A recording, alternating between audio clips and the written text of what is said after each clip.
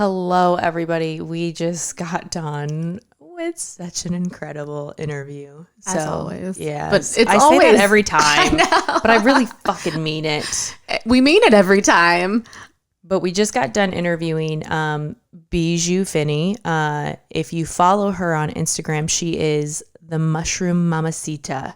And we've been following her for a while, but today was the first time we actually connected with her and had a conversation. And it was a beautiful, enlightening, educational conversation for myself. So I'm so excited for the listeners to hear this episode. Yeah. And so what Bijou does is she is a psychedelic facilitator, medicine woman, microdosing coach, helping entrepreneurs, couples, sex, love, all the good stuff.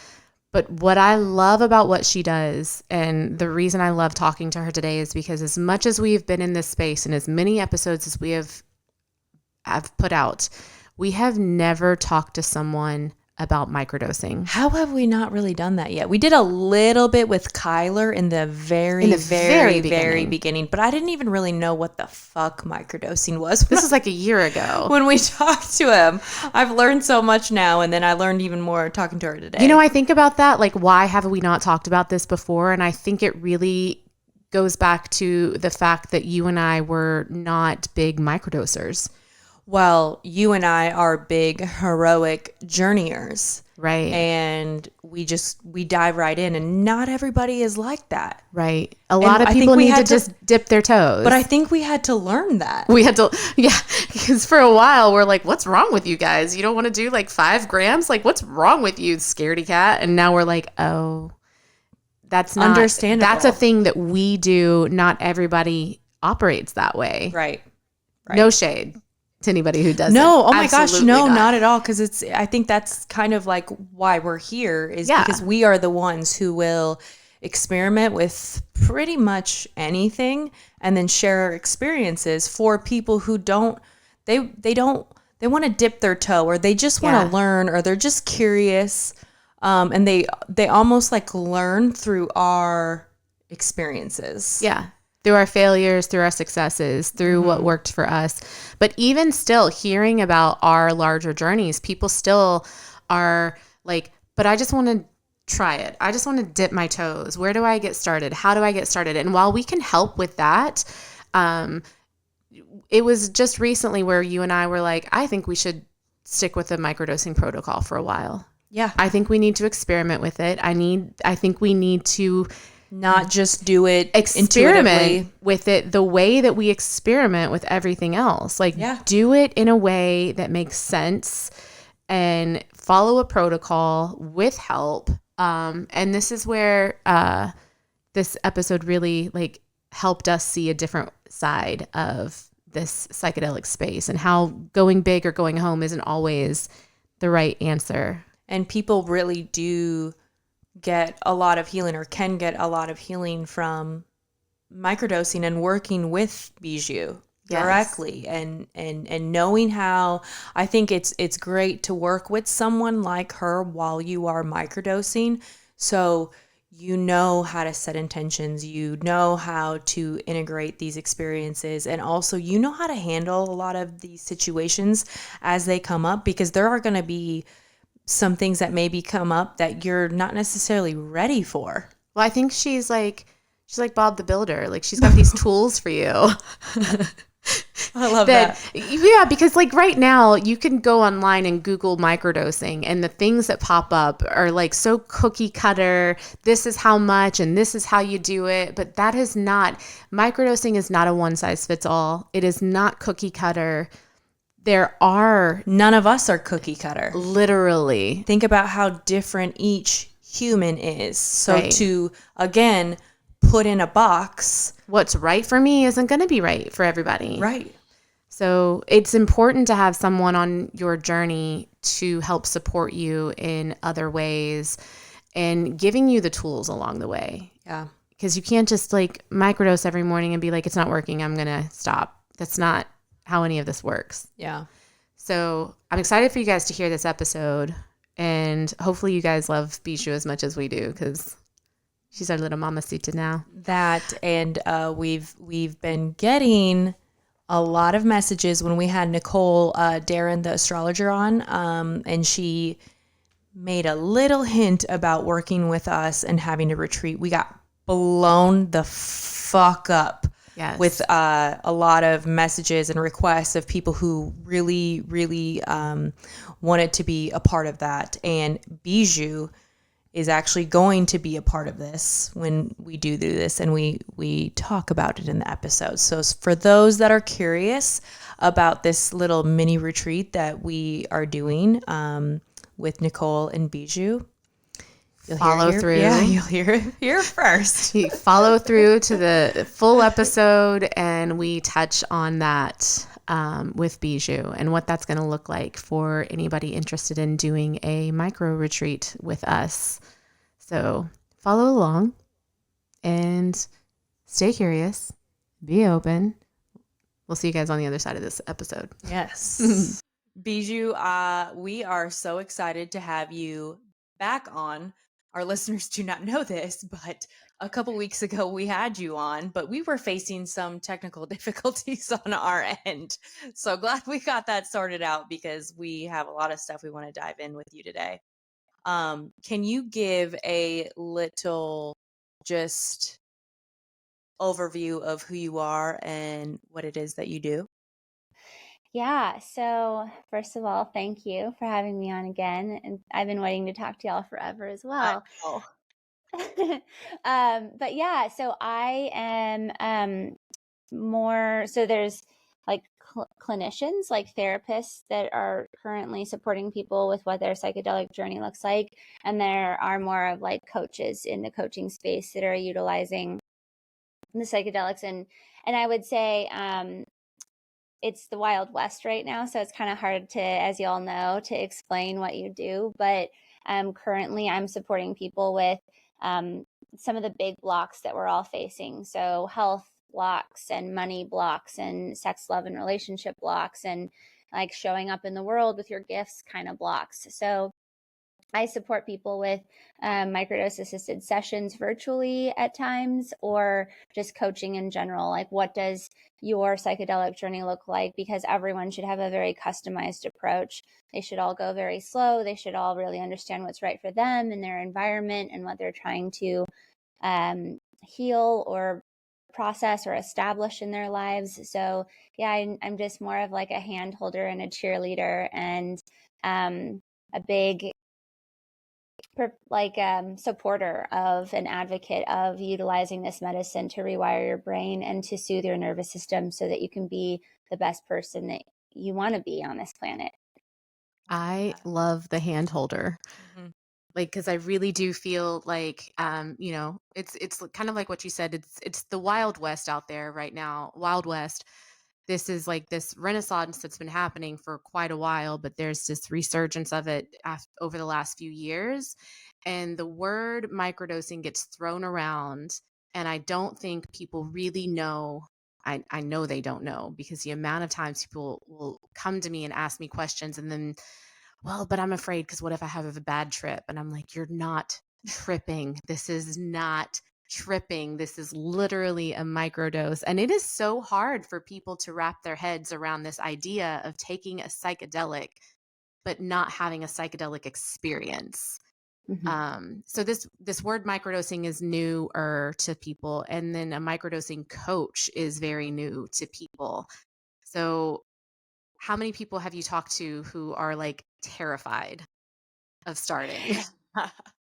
Yeah, I mean, honestly, when I started myself, there was very little on the internet. And then when I became such a huge fan of it, I wanted to help so many of my friends and family members. I saw the fear and the desire to be like supported on their journey. And you're absolutely right. I have consultations with people all the time that have a lot of the propaganda from the past still in their minds, or they are fearful of what's going to come up in their lives. And they've done such a good job of suppressing everything that they're like, why would I want to pull all that out?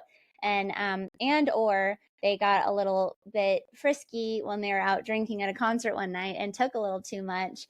And then that's like the PTSD that we need to work past for them to be able to microdose in more of a healing and optimizing way. So yeah, I mean, it's wild right now, the perceptions, the questions that I get.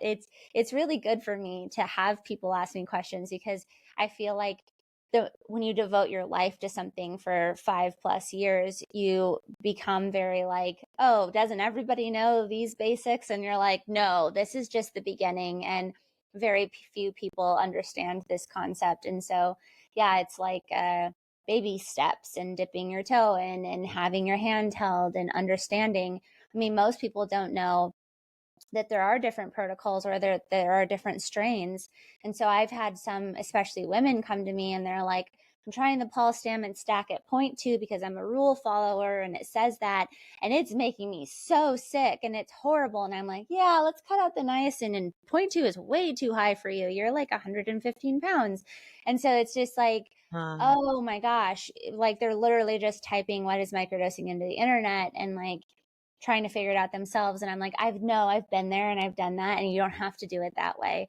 Because where I'm like tenacious at trying to figure something out, not everybody else is. And so sometimes if they had just stuck with it long enough and had more support and done it right for themselves, they would have gotten huge benefits. But instead, they maybe didn't take enough and didn't see the value that it gave them. So they stopped, or took way too much and were like, ugh, that is horrible. I do not want to do that. And so, yeah, it's really taking the time to help dial someone in. You're exact. This is not cookie cutter, one size fits all. This is very, very personalized to each individual. And without somebody kind of holding your hand through it, or coaching you through it, or guiding you through it, you can get lost in a very big world. Um, And I think it's against kind of what we've been conditioned, because we're conditioned to, if you're feeling this, maybe take a pill and that's what you do. Where this is, it's a whole different world. So it is really starting from the beginning and starting from scratch when talking to a lot of people about it, because there is that curiosity there, but they don't even know. That's the first question we get. I don't know what to do. How do I even start? I know I want to change, and know I want something different. So, and I Yeah. will say I'm very guilty of feeling like kind of angry with people. Like, oh my God, what do you not understand about a microdose? But again, like I've been in this space for quite a while, so it seems like common sense to me. But I Mhm. have to remind myself that in the beginning, like I didn't take my first microdose for over a month, and I had it with me because I was like, "Oh, I gotta wait until I don't have kids. I gotta wait until I have Mhm. a day off and I have nothing Mhm. planned, because what if I feel it? What if I can't drive?" And that fear was very much there. Mhm. It's hard to remember yeah. that I used to be the exact same way. Well, and Bijou, it may be wrong, but you guys seem like you guys are the diggers. I Like, do you guys are dig. going to go down the rabbit holes, and you guys are going to be the ones who figure it out. Not everybody is like that. I'm not like that. Well, and I will say, like, uh, the people that I was around at the time when I was like, I feel called to do this, like, as I think this is my calling. And when I put myself out there, there was not anyone like me that I could find that was like, I want to help you with microdosing. And I even had psychedelic people around me that were interested or used to psychedelics. Like, who would need a microdosing coach? That's just so stupid. But then I went and did another training, and it was more about like visualizations and working through things and finding your blocks and your wounds. So I did that training, and then I combined the two. And I was like, doing most healing activities on a microdose just makes them that much better. So like mirror work and ecstatic dance and light breath work and like journaling and visualizations and yoga on a microdose, like you go that much further with it. And so that's when I started realizing, like, oh, depending on what someone's trying to work on, is it I'm trying to find my blocks and wounds because I have no idea what they even are? Or am I trying to reprogram them? Or am I trying to support my health and like really process stuck emotion? All of those things and all those desires take a different approach. Like you need to do it in a different way. And so that's when I was like, okay, this is way more complicated than people are giving this credit for. And what's possible when you take the time to figure out what's right for you and you have someone to ask questions, you can go so much further. And so I think that's why all of a sudden, like so many people are popping up, because there is stigma around this, there is fear around this, and technically it does have the potential of, if you take the wrong dose, you could be laid out for a little bit and not be able to go about your day. And so, yeah, like you should talk to someone about it at first. And that person should make you really comfortable with utilizing the medicine for the rest of your life as needed. Not that you'll be stuck using it for the rest of your life, but as life puts you through the tumbler, you'll want to intuitively bring this back into your life as needed. And so, like, yeah, you should take the time at first to really work with someone who knows about this. And then you yourself become super knowledgeable to then be able to utilize it in your life. Mm. Christine and I talk about this all the time. I'm going to go there. We were the two who jumped straight into a heroic journey. And that doesn't happen often. And we realize not everybody is like that. Mm-hmm. But we often talk about when people come to us with microdosing, like I've taken course after course and I know a lot about it, but I'm like, but I don't follow a protocol. I do it intuitively. And I think you were the same way. Like we don't really follow any type of plan. We just do it as we needed, which I didn't even realize was a way of doing it. I'm like, oh, okay, we're not doing it wrong. We're just Mm-hmm. doing it our way. But we've recently talked about maybe following like a full protocol and experimenting with it and seeing how that works for us, just so we are like, yeah, we've done it this way too. Yeah, Mm-hmm. we haven't even followed a protocol. We've never followed a protocol. Yeah. And the question, I think we get so many questions from people who do microdose or who are starting microdosing. One of the first things that they'll say when they come to us and they're like, yeah, it's not working. I'm not feeling anything. And then I'm digging, well, are you doing it with an intention? Are you setting an intention? Are you journaling? Like there's so much more to this than just taking a microdose every other morning or every 2 days and expecting it to work. Because there's something about this medicine that is not the way we are used to medicine working. How do you explain that to someone who's used to like instant gratification or these symptoms to instantly go away? And how do you explain that to someone who maybe tries microdosing for the first time and they can't stop crying that day? Mm-hmm. They're like, I thought this was supposed to make me happy. I thought this was supposed to make things great. And I can't stop crying. What's this? Mm-hmm. Yeah. And so it's so interesting because what I've found, and obviously this is not always the case, but that first trip, that first hero dose that y'all might have done might have been very awe-inducing to you. Maybe you had a big somatic process. Maybe you're just like, your reality expanded in a way that is like intense. For most people, that is a bit much, right? To be able to even integrate. And you've never been to that space before. So you're not actually able to work on a lot of things consciously. So what my approach is, some men need that. They need to be knocked over the head with a big hero dose before they'll even start doing the work. But like most women, we just like in the bedroom, we want to be warmed up and we want to microdose for a little bit. We want to get comfortable with like understanding the medicine, maybe having a 1 gram tea experience where we work on an intention. And when you're in that place and in that space in your mind more frequently, when you finally do sit with the medicine with a facilitator that you've built trust with and with the medicine you've built trust with, you can really actually work on some stuff then. And so there's a whole different way of going about it that's very intentional and very conscious.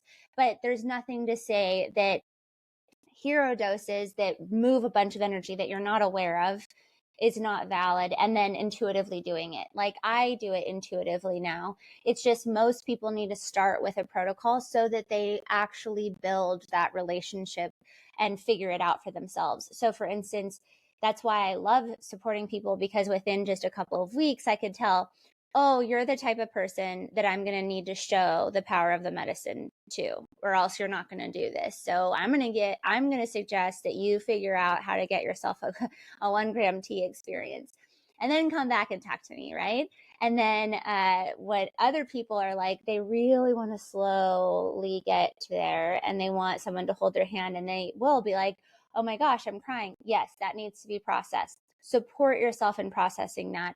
Do this, do that, do this. Like all the things that are actually going to get that stuff out of your system, you're then going to start getting the things that everyone's talking about with the rainbows and the happiness. But there's a substantial amount of unprocessed emotion in your system that is weighing you down and can manifest as disease later on if you don't support it. So let's say you keep a low dose in your system 3 times a week, and maybe you don't feel it at all. But then one Saturday or 2 Saturdays a month, you ask your partner to take the kids, or you, if you're single, you alone do a higher dose. So maybe it's double your normal microdose or triple your normal microdose. And you go in with the intention of, I'm allowed to cry for the next 3 hours. I'm allowed to rage for the next 3 hours. I'm allowed to dance for the next 3 hours. I'm allowed to have self pleasure and bath and walk and like connect with myself. So like, yeah, it needs to be planned and intentional, and there needs to be this like shift with the medicine and the practices throughout at least the first 3 months, where you really start to understand, what is this to me, and how am I wrapping it around my life versus the other way around. I love that. I do Like too. even like the foreplay. This is like foreplay. Microdosing is the foreplay to like the change that's about to happen. Yeah, I mean, and that's the thing. Like when I work with people, we're doing microdose assisted sessions where I'm asking them questions and stuff that they weren't even aware of, programs and narratives and thoughts and wounds that they've been playing in the background. They come up to the surface, and then we see them and we say, okay, can we address these with practices? Can we replace those narratives and then foster that? Great. Some of them are gnarly, they're in there deep, and we need to get to them with a bigger dose, but not until you've moved all the other stuff, right? Because if you think about it, you don't want to blow open all of your closets and let all the skeletons out at once. You want to invite one out at a time and dance with it, and then when the big daddy's back there, then you know how to dance with him, right? You've had a lot of practice. And so there's just like a way of going about it from my experience that you can really completely rewire your brain and nervous system in life with some very thoughtful methods and approaches to just taking the medicine and crying a little bit once in a while. I never really thought about it like that. Yeah. So I love that we're having you on. Let me ask you this. How did you get into this space yourself? Yeah.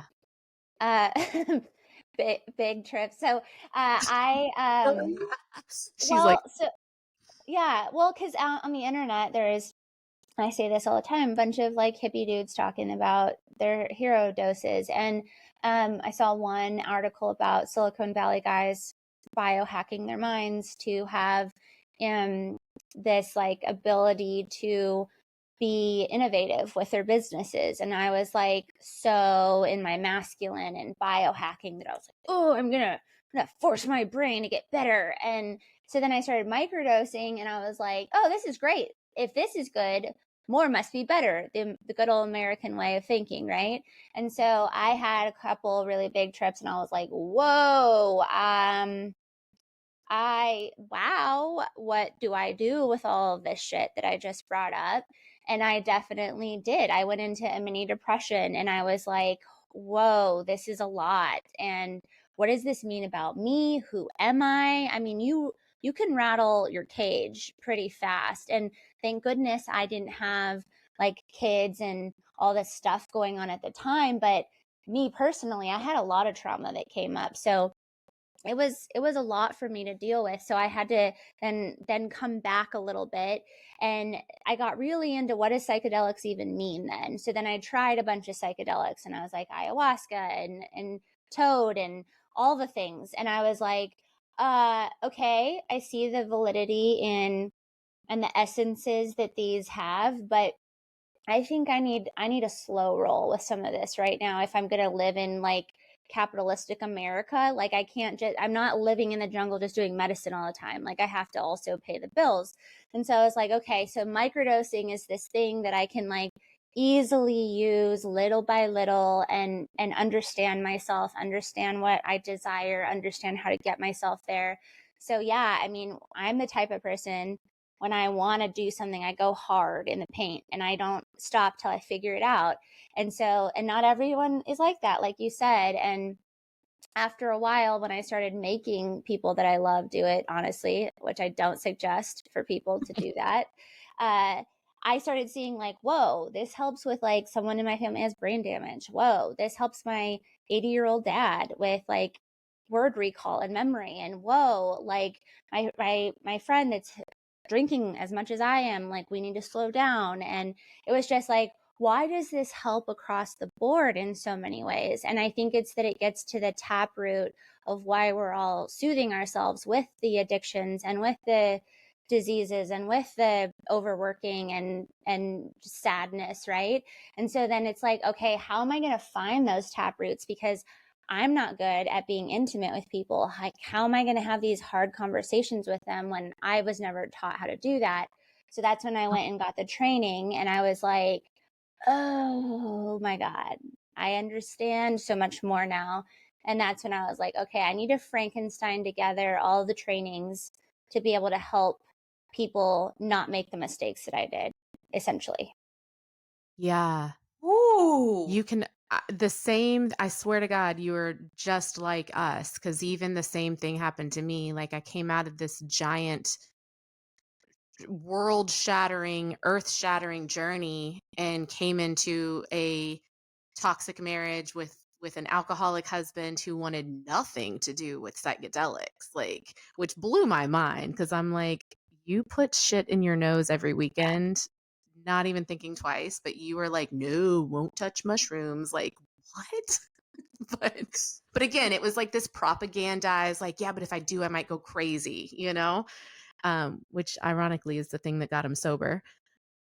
But I fell back into like a depressive episode because I had no support. I didn't have hands to hold. I didn't have friends who understood. I was like wanting to scream from the mountains, like everybody needs to do this, but nobody wanted to hear me. So Well, it kind of isolated me a little bit. you had like the worst depressive episode you've ever had, Yeah, right? even worse than like pre-mushrooms. Like it just sent me spiraling.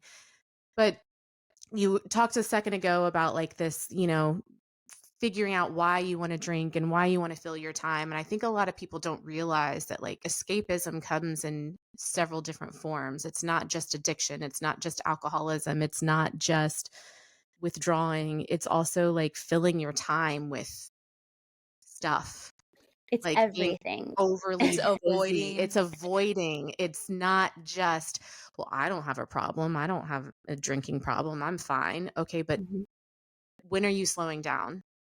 Do you ever take the time to slow down and sit with yourself?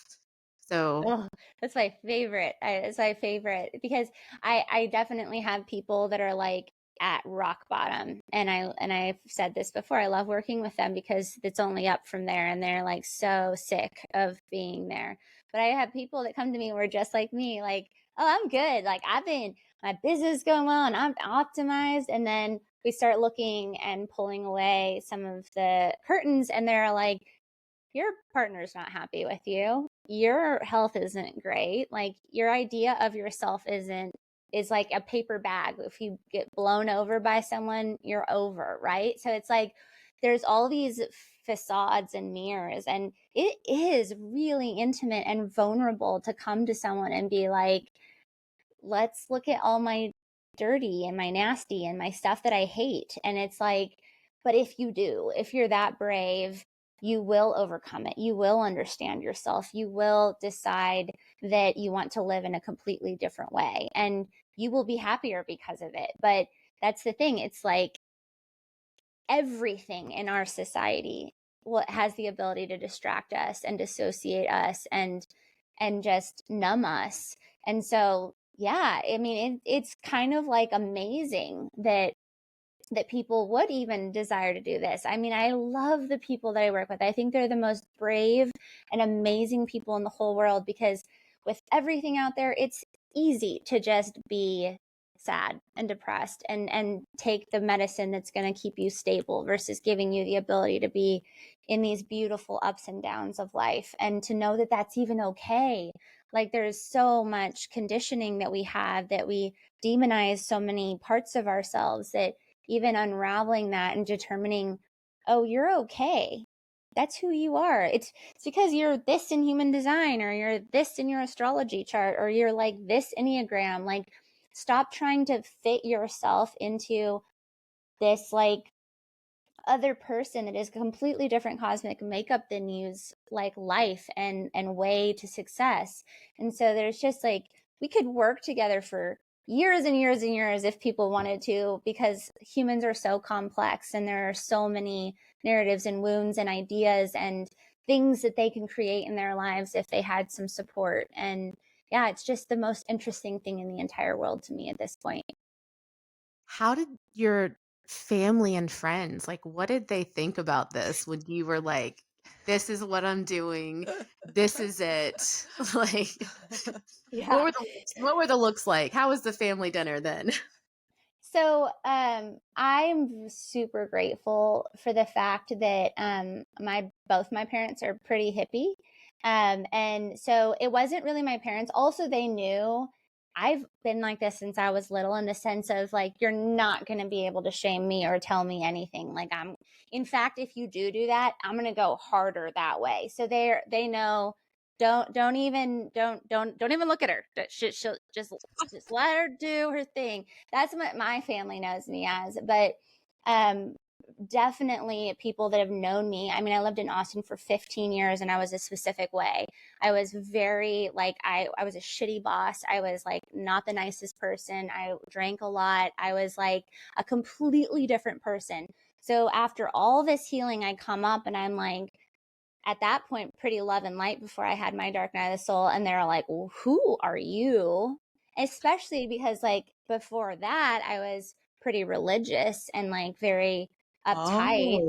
And so, like, if people have been following me since middle school, they're like, who the hell are you now? Which I give myself the right to transform as much as I want in my life. But yeah, going against the grain on that. And then honestly, in my relationships, my partner's parents didn't love it, right? Like, there's a lot of things that we have to work around. And honestly, I had to jump. It's kind of like, I call it the neck tattoo, when you're like, I'm never going back to corporate America. So you like get a big tattoo on your neck to be like, I literally cannot go back to corporate America. Like, Love. that's the kind of thing that I had to do, is like, I'm about to like, I believe in this so strongly. And when I came out, like I said, there wasn't that much about it. So I was like, I believe about this so strongly that even if I'm called crazy, and even if they think that I'm some weird hippie woo woo person and they totally disown me, that's how strongly I believe in it. And if I put this out on the internet, it's out on the internet for the rest of my life. So do I really believe in this? And so I had to do an experience around it. And that's when I downloaded my name and I was like, mushrooms want better PR. They want someone that can talk to entrepreneurs, especially, I felt, because entrepreneurs make or break a country. They are the fabric of society. They make big decisions that affect the environment, that affect people's pay, that affect people's mental health. And so, like, I want to work with entrepreneurs. So how do I get the average entrepreneur okay with the idea of mushrooms? And so that was my desire, my assignment that I got on that trip. And I was like, okay, this is my thing. I'm gonna be probably mushroom mamacita for the rest of my life. And I am so non-committal. So that's big for me to be like, yeah, this is it. I'm doing it. And I don't see myself going back. I see myself just understanding this on a much deeper level over the next 20 or 30 years. And you're blowing my mind right now. But even just your stance on entrepreneurs, I never really thought about it in that way, because we're entrepreneurs and my partner is an entrepreneur. So I'm, as you were saying that, I'm like, okay, so I need to book a session with her, because like how to like move forward in this space. And we've kind of sometimes have been confused about that. And we have never followed a microdosing protocol. And so maybe We do things the way we do them. We don't follow rules. right. But I love how you have such, from an early age, have had such a strong sense of self, because I relate to that a lot. I guess my question is not a lot of people are like that though. And with the society that we grew up in, and it's even when you're trying to be in this space and, you know, be love and light and all of that, there are so many things that are conditioning to go against that. So what advice do you have for somebody who is trying to make the changes and they are trying to do the work and they are trying to get more in this space, but maybe their partner is not supportive or their family doesn't get it, or just their environment is not conducive to them trying to heal and change? Yeah, I mean, and that's the thing is growing up and wanting to go so against structure because of the maybe some of the religious wounds that I had, or just like people trying to tell me who I was allowed to be in general, like that rubs me the wrong way instantaneously. But I did notice, and I might have gotten this from biohacking, is like there needs to be some structure to be able to tell what's working for you, and it needs to be customized. And structure, the masculine can hold so the feminine can blossom. And so for safety to be created, there needs to be some structure, and then go buck wild, like go crazy once you're comfortable. But the comfort and the safety comes from a structure in the beginning, kind of thing, right? So that's the thing that I hope people understand, because I also have a lot of people that come to me and are like, oh my God, I had this big, amazing trip and now I want everyone to do this. How do I go and tell everyone to do this? And I'm like, you need to do you first. Like, figure this out yourself. Like, don't think, and this is a touchy subject for me, but I'll have someone that's like barely microdosed a couple of times on a low dose and has had such a great experience because they haven't had much trauma in their lives. And so then all of a sudden they're creating microdosing circles with zero like support and no like, who are you? Do you have bipolar or schizophrenia in your family? What medications are you on? They're just like, yeah, take the amount that I'm taking and everything's going to be okay. And it's like, there needs to be structure and support, and then allow yourself to flow. And so, yeah, it's like go under the radar for as long as you need. Like, you don't have to tell anyone about it. You don't have to feel seen and accepted at first. See and accept yourself in it. That was where I was wrong, is that I kept looking for validation and wanting to share outside of myself. And then when I got that big pushback and people are like, no, you freaking weirdo, like, what are you doing? I was like, okay, I need to like understand this myself. I need to work on and fortify myself. And then when I was able to come out and I did get that pushback, I was way stronger then, because I was like, this is me. You're not going to be able to shame me out of this, which is wild, because that's what I started noticing everyone's family is doing to them.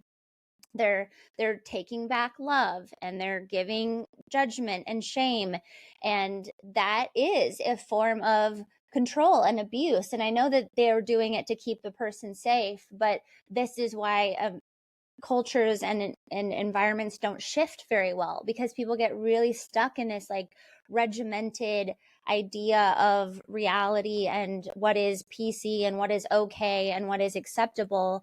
And it's like, no, we kind of need to blow the doors off of money and sex and self-help and mental health and plant medicine work. And it's going to happen whether people like it or not. But I was shocked to see fast all of a sudden, I thought it was going to be 5 or 10 years before anyone would listen to me. And then fast forward 2 years, and then there was documentaries about it and people talking about it, and it was on the cover of Newsweek, and I was like, holy shit, the mushrooms must have gotten to like a bunch of us all at once, and it was like huddled together and was like, okay guys, we need to help the world, otherwise this is going to go off the cliff, right? And so yeah, it's really exciting to see. But like we said, there's so much misinformation out there, or there's so much like, here's your microdose, good luck, because that's the way the doctors do it with the Prozac. And it's like, no, you can't do that with this medicine, in my opinion. Yeah. I love being in this space because I feel like I am very much so a newbie. And I was that person who I jumped right into a heroic journey. And then I was like, why isn't anybody talking about this? What, like, and then I wanted to talk to everyone about it. And I love being in this space of, having this podcast, because then I get to talk to somebody like you and somebody who is more of an expert in this space. And I'm like, oh, you have some work to do still, and you have some learning to do still. Like, but I like being in that position because I feel like I get to be in this space, but also just learn. But I But think we're right where we're supposed to be. Yeah. yeah, because that's what I was gonna say. I just did a training of my method, and all those women are the same. It's the medicine woman's path. You go hard in the paint, and not everyone needs to, but the medicine woman does. She needs to be in that hard spot first. She needs to understand. She needs to do it the wrong way from the beginning. She needs to understand all of the ways. She needs to walk the walk before she talks the talk. And that's you were put on this planet, in my opinion. I mean, medicine women, all women have the ability to be a medicine woman. But like, yeah, if that's the path you chose, that is for a reason. And Yeah. and you have to just trust that. And there's going to be so much knowledge and value that comes from you to a lot of people that don't need to go about it that way. Not that that even is a bad way. Because like I said, there are some women, and not speaking for you, but I was a very shelled off, uptight, sad, mad person. And I needed a big dose to rattle me. Not everybody does. And that's what I'm noticing is like, when I talk to someone, I'm like, oh, I know you. I was you. Let's go this way. Come with me. And then other people, I'm like, oh, no, we're going to go softer route. Right. And so it's cool to have someone be able to like read you and understand you and go, I think I have a way that we should go. And it's like, it's cool to get your path customized and to be able to reach out with questions instead of getting on Google and being like overwhelmed by the amount of differentiating like information out there that is just so confusing. It's like, no, talk to someone who's done the whole path themselves and worked with like multiple people to see the variety that is existing out there in each individual person. And I think that's kind of our role is we experiment, and sometimes it works and sometimes it doesn't, and we share it. This is what didn't work. Yeah, me too. And there's like, my ego would have never let me do that before, and now I'm like, oh, I fucked up royally here. You want to hear about it? Like, let's talk about it. I want to share these codes with you. And yeah, it's like some people are like, oh my God, that's so embarrassing. And it's like, yeah, but I don't want you to have to go through that. And that's me loving you, right? It's like the way that I show my love. But yeah, it's super important. There's like no failure to me. There's no bad trips. There's no like, you did it the wrong way. It's like, oh, for some reason I trust the universe had you go that route, but let's go this pathway instead, right? And I will say, some people they'll come and talk to me and I'll give them my advice and my spiel, and then they'll be like, oh, I'm not ready to invest in myself, or that seems really vulnerable and scary, so I'm just going to try to do it myself. And then they go, and then they come back and they're like, holy shit, that was a horrible idea. Let's try to repair this and go down the way that you said. And I was like, there's something about you that needed to have that happen, and that's okay. And yeah, but hopefully hopefully you don't have to be that type of person, because Well, it there's can. lessons in failures. That's where the Oh, lessons are, that's how I learn. is I don't, in failure. and I'm not somebody who I learn from watching someone else fuck up. I got to do it myself. I learn by fucking it up myself. And then we share about it. And then we talk about it. Not a And lot of people are brave enough to share their failures. that's what I was going to say. There's not very much of the fuck ups aren't really that prevalent. And that was like a huge thing that I saw when I've been obsessed with entrepreneurship since I was little. And there was the first article I ever saw of a woman talking about her failure. And it was a major failure. Like, she lost a lot of money. The company closed.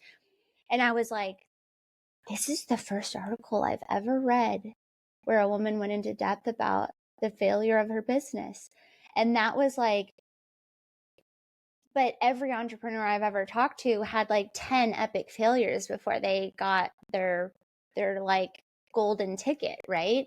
And so it's like, wow, this is the thing. It's kind of like Instagram. We only want to see the happiness, but you don't really learn enough from that, right? So like we have to put it all out there. We have to share about the ups and the downs, even if they're embarrassing and ugly and not nice to look at, because sometimes I don't want to see a sad story, but sometimes I need to read it and I need to understand what that means for me and what that means for the world.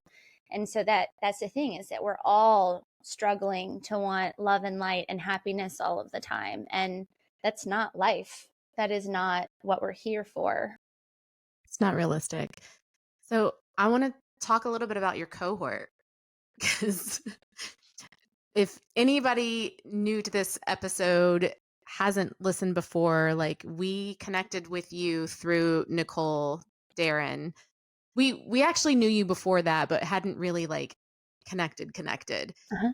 So the mushroom mamacitas that you have, Yeah. like, talk a little bit about this whole umbrella of women that you have with you. So at first it was, I knew that there was a lot of women that wanted to be medicine women, but didn't have the time or the desire to show up publicly and put themselves out there because it was so scary. So at first I was like thinking truly I was an umbrella or a shell, where it was like, if people wanted to do this work, since I had a pretty awesome waiting list, which I was super grateful for, but I was like, I want to be able to get them help and not tell them you have to wait 3 months, right? And so at first it was just that, but then I started realizing when I put the call out there and I had specific women reach back out, it was like, oh, there can be like specialists. So it's like, I work best with entrepreneurs and couples. I don't have kids. So even though I help a lot of moms, I don't really know your struggles like a mom does. And so there was like moms that wanted to just help moms, and there are men that just want to help men, and there are nurses that are no longer nurses that want to help people who have had traumatic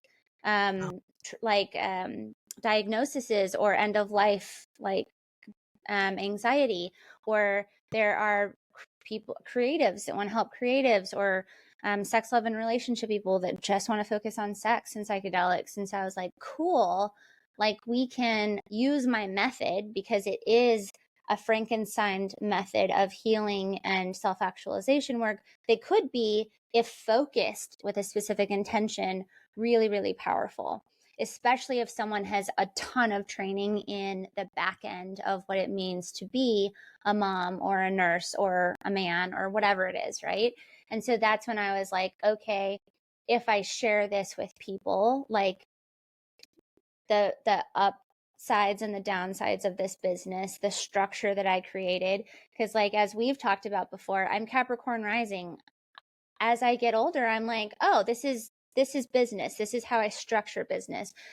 Nicole, on the other hand, she doesn't have that. And she's like an incredible channel and an amazing coach, but she's not going to set up the structure in her business like naturally, right? So I had to help her with that. And that's where I think women helping women is really cool, is like, yeah, let's build businesses together. Let's support as many people as we can with structure. Because I think that's the other thing, is that there's a lot of the medicine workers out there that are just like, just Venmo me like $100 for a session and it'll be good. And it's like, people are not comfortable with that. It's like, what are you going to help me do? What is the structure that you have created, and what can I bet on it doing for me? And that's where I think people's trust of the medicine really comes in too, is like, I will truly hold you with professionalism, and I will do my best to utilize these tools to get you results, rather than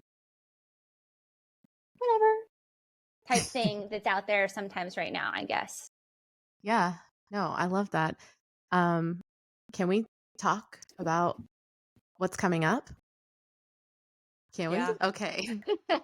Yeah, we can. So last week, Christine and I were out of town, and we have been in talks with you about hosting something for our local Louisville listeners. And really, you don't even have to be local, but hosting some type of retreat. And this has been in the works for quite a while, but everything just kind of fit perfectly. Well, and Nicole was on the podcast and just briefly mentioned a possibility of having a retreat with See You on the Other Side.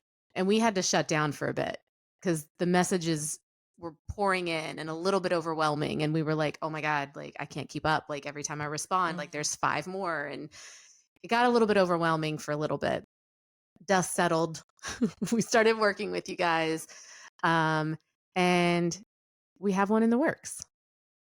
Can we talk a little bit about that and what to expect? And But yeah, Bijou posted something while we were out of town last week. Events coming up. No, I love that you did this though. Maybe on mushrooms. I forgot about this. Events coming up, and then all of a sudden, people sent us your post, and they're like, "What? You didn't tell us." Like, well, we haven't talked about it. We will. It's coming, but yeah, we were like, we're on mushrooms right now. We can't really answer these DMs. We'll get back to you guys. So now that we're sober and speaking with you, can you give us a little bit of preview about what that's going to look like for our peeps? Yeah, it was, I attribute this to a friend. She was my client and now is a really good friend.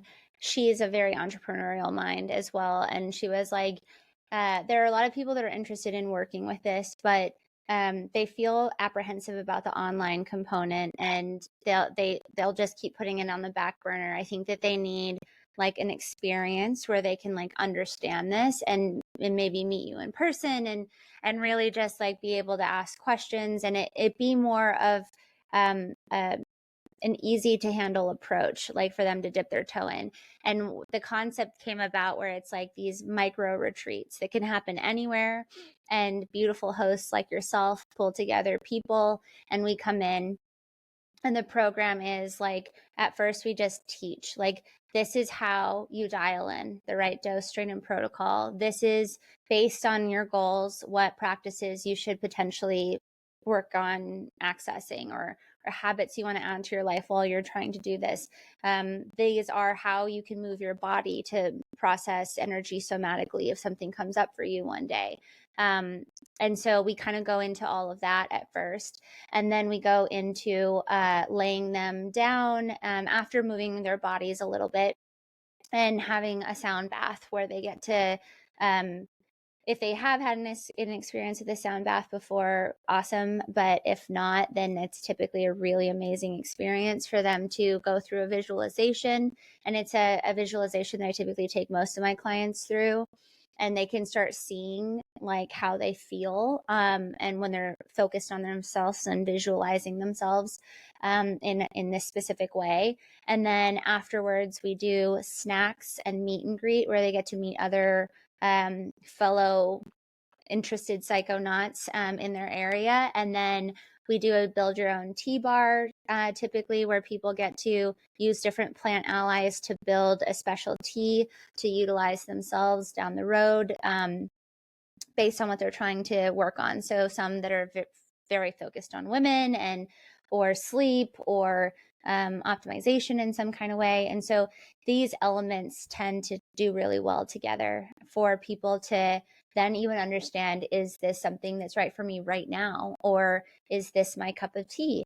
And so it's like really nice, soft feather bed for them to step down into and understand the world a little bit better, and then ask very personal questions. Like I get pretty personal questions on my Instagram where they'll go into depth about maybe the type of medicine they're on or the type of trauma that they've had, and they really want to understand like what's right for me. And if you don't want to do that on Instagram DM, then you could like do it in person. Either take me to the side or do it in front of people. And I think being witnessed is really cool, because in most of the mini retreats that we've done, people sharing about their blocks or wounds or sharing about their desires, sometimes it's the first time they've ever said it out loud. And to have strangers like look at them with compassion and love while they're doing it is a very healing experience for them as well. So it doesn't go too deep into integration, but it does have some integration elements to get people comfortable with talking about themselves with others, because that's a huge part of working with psychedelics. It's not best to do it alone in the dark by yourself. Like, you need to talk about it afterwards with someone. And that's really where a lot of the healing and the shift comes from. And so it's kind of planting that seed in them in that experience. Oh, Yeah, I love that. and we may have a theme. Oh, yeah. I want to include that too. Totally. So this is happening October 28th. Mhm. And if it becomes too big, if more people are interested in this than we're anticipating, we will look into maybe doing another one the next day. So I'm really excited about this. I am too. This is like new waters for us too. But like we said, we're the ones who like dive head first. YOLO. Yeah. But I love that this is like going to be something for people to dip their toes into. This is not a like going away for a weekend retreat in the middle of the jungle and experiencing this thing alone. This is not like that. I have a question for you, Mhm. because we were talking about how in this space things can be kind of the wild, wild west out here. And there is somebody locally who we don't know personally, but we've heard a lot of horror stories Ah, um, where they do have events and they do have retreats. And there have been situations where they've gone horribly wrong, where people don't know that they're taking medicine. They don't know what they're taking. They don't know how much they're taking. Somebody went to the hospital and there was not proper care in that situation. And they are still doing it and still making money off of people, and a lot of money. And we've really struggled with what to do. um, because we've heard these stories and we know what's going on, but again, we don't host these kinds of events and we're not, affiliated with this person. What is some advice to people who are curious and they want to get in this space and maybe do a mini retreat or something, to know that it's legit and to know that like it's not gonna do more harm Mhm. to them? Because I think that is what has happened in this situation, and they keep doing it. So I think that happens a lot in this I'm sure. space. I'm sure. Is this well, we didn't know anywhere else to go, and that's the only place I knew of, And we don't know anything about and we don't know psychedelics. anything about it. So I Mhm. trust that they know what they're doing. Yeah, like how do you tell someone like be careful, or how do you know what's right for you? And what to look out for. Yeah. Yeah, I mean, that's a very sore subject for me because I care so deeply about harm reduction. And I don't want the people, the powers that be that might have the ability to legalize this for more people to be able to point to any of those stories. And so I take it very seriously. I also trust the universe and the mushrooms because, as you all know, if you don't have reverence for them, they will spank you in ways that we don't even understand. So I trust that that it'll work out the way that it will without you guys getting involved. But yeah, I hear so many horror stories. I mean, people come to me to repair themselves from experiences and from untrained facilitators that had no business supporting someone in that way. And it's not cool. But I will say some of the biggest red flags are like medicine people not telling you the strain or dose or medicine that you're working with. If you ask that question and they say things like, "Oh, that's your ego asking you, just trust me." That's what they do. No. If they don't tell you their experience, and if they've had like there's people that are doing like a trip sitting course or like a microdosing course, but they've never experienced big doses themselves, or they haven't sat with multiple people. And it's like, you can't just take a course and understand the wide variety of experience that someone might have and be able to support them. So like, first and foremost, I don't think people should be doing big experiences right out of the gate with zero support or zero past use of this medicine. If someone doesn't ask you, what is your past? What is your past trauma? What does your past look like? What does your current environment look like? Are you in a toxic relationship? That person should have asked you, like, what does your marriage look like? Like, what does your job look like?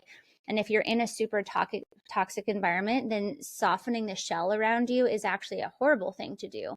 And so understanding like, what are the SSRIs or other pharmaceuticals are you on? Like, how's your heart? How, like, do you have any medical issues that you should talk to me about? People are not asking these questions, and that's wild to me. So yeah, ask them. Say, can I talk to someone you've worked with before? How long have you been doing this? What does this look like? And what does your training look like? And what does the intake procedure look like? And what does integration afterwards look like? How many calls do I get after this experience? Because people should be getting at least 1 to 2 integration calls after the fact, because how do you really understand how this is trickled into your life unless you're talking weeks after the experience? And so if your facilitator does not offer that kind of stuff, that to me is a red flag. And you should probably do your due diligence and not get too excited and just do the first person you find. Like, really try to understand what's right for you. Not to mention, I think there's this idea right now, and we've kind of talked about this maybe last call that we had, was sometimes people will meet a facilitator and it's like a very against what they feel safe with. So like, they're talking in a completely different language. They're obviously a completely different type of person, and they just assume, oh, that's a medicine person. So that's not true, right? There's such a variety of facilitators out there. And if you feel more comfortable with someone that acts a little bit more clinical or acts a little bit more professional, then that's okay. Like, you feeling safe is the number one thing. So the sniff test of like, does this person make you feel safe? And does this person make you feel like you can bear your goods to them, right? Like, don't do it if you get any kind of like gut feeling that isn't right. And so yeah, it's super nuanced, but I would say being cautious and maybe getting a referral from a friend that had a really good experience, or go to a place where they have set something up and it's like legitimate. Yeah. One of our listeners reached out who was part of one of those ceremonies, and she was like, I have never heard the word intention before or integration before. She was like, I didn't know any of this Well, stuff. and then she said, I think we took ayahuasca. It was a fruity drink. And I'm like, That's you not did fine. not take ayahuasca, because ayahuasca It tasted like fruit punch. it tastes like dog shit. You were not drinking ayahuasca, but just that, like, had no idea just was like, I don't know, we did this. And then there were so many people.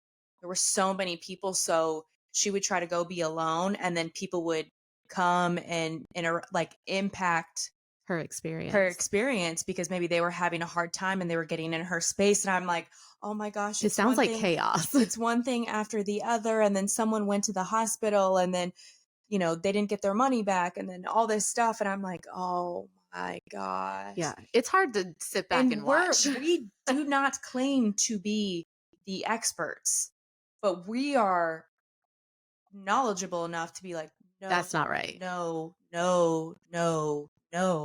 But think about the people who aren't that not like who aren't right knowledgeable in it, and this is like the only chance they have. This is the safe, like as far as they know, the closest thing that they have access to. So it's just a little bit scary. It makes me really sad because there have been people who, thank goodness, they were tenacious enough to then be like, okay, you didn't work well for me, but maybe another person would, where they come and talk to someone else. But a lot of people, they'll just give up then, and they'll have traumatized themselves more.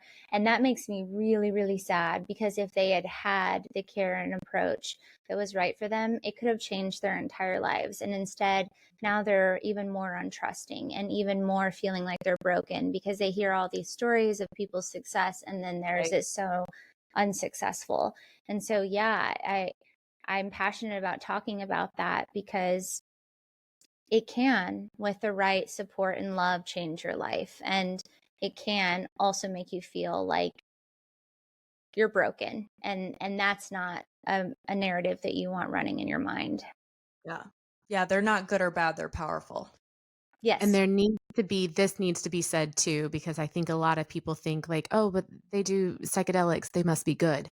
No, not everybody in this space is good. Well, I think about myself just jumping into a heroic journey, you know, and I felt safe with you, but I can't imagine if I would have done that with somebody or been in a situation where it didn't feel safe or it didn't feel comfortable, how it would have really changed the trajectory of your experience, my healing and my life. Yeah. My trauma. So not everybody in this space is good, but I also feel like until you start unpacking your stuff and until you start connecting with yourself, some people might have a very hard time discerning what a red flag is and what they don't know. So it seems legit, you know, they don't see the red flags because this isn't their comfort zone. This isn't their space. They just assume this person knows what they're doing. Yeah. And they deeply want support and healing and love. And like, yeah, I totally understand why someone would get excited and go down a path without checking in with their intuition a little bit. But like, hopefully millions and millions of people will listen to your podcast or more and more like information will come out. And I mean, more and more I see trainings popping up left and right, because I know that this is going to be a true renaissance, like a true revolution in what it means to have therapy and support. But at the same time, it's kind of like now more than ever, start being really careful about who you go to, because anyone can take a little training and decide that they're like okay to do this, right? And I will say I really appreciate the Vita program that I did, because it opened my eyes to there is such an extensive amount of trauma out there that some people have no business unless they've had training in that specific type of trauma. So for instance, when some people come to me and I don't have the capacity or training or understanding of the specific trauma that they have, I have people that I refer out to. So that's another thing. Like, don't have the scarcity of I'm just going to take anyone and everyone that comes to me. If you're a facilitator, be in integrity and offer the right person, take care of them. Because I will say, this industry allows you to see the depths and the darkness of what people are dealing with in this world. And it's not for everyone. It's not for the faint of heart, and it does affect you. And you do need to have energetic hygiene, and you do need to have processing tools yourself. And you need to be so incredibly passionate about this that it can get you through the times when you hear the hardest stories that you didn't even know existed on the planet, right? And so it's like, it's not just microdosing to like uplift your mood. Microdosing can bring up incredible trauma that people have suffered from. And if you haven't really worked on your trauma and gotten it to a good place, it can trigger your trauma. And then both of you are sitting there together triggered. And what is that? Right. And that's the thing, is like, I hope people understand this and hear this message and take it seriously rather than just like poking and hoping kind of. Because I hear really bad stories that make my skin crawl, and I'm just like, you're ruining it for everyone. You're doing the human thing, and you're gonna mess it all up for the people that could really benefit from this. I see that happening. It's not just in this, like it's happening, like the whole commercialization of it, the whole like the way that it's being monetized. It's a little bit disturbing, but there's this push and pull between like making it clinical and keeping it sacred, and it's you can feel it when you're in this space, and it's very hard because you're like, but I see both sides, and I see how some people trust medicine more than they trust nature, and they deserve to have access too. So but it's a hard conversation to have, and it's not black and white. So I think that that's incredibly important. Have reverence over yourself, and make sure that you trust what you're doing, and there has to be some ownership in your like role. That sounds terrible, but like you're accountable. You have to be held accountable for the decisions that you make too. So just know what you're getting yourself into. Well, yeah, you have to advocate for yourself. And that too, advocate for yourself for sure. Yeah. Okay. I just want to thank you so much for giving us another chunk of your time. It was worked out this delightful. time. I love talking to you, and you're such a sweet soul. Like, I don't know how anybody could like, and just fascinating. yes. Like I felt like I really, I don't know, resonated with you, learned a lot, and it was just very enlightening. And we're so excited to meet you in October. Me so too. fucking pumped. Me too. Thank you guys for everything that you're doing, truly, because I've talked to some of the people that you've gotten them interested in this, and it's people like you that are really giving the face to the possibilities, and that's scary. So I just want to honor you guys for what you're doing and doing a beautiful job. I love your podcast. I love your social media. I love your merch. I love your faces. So thank you for having me on, and I can't wait to see you guys in October too. Thank you so much, Bijou.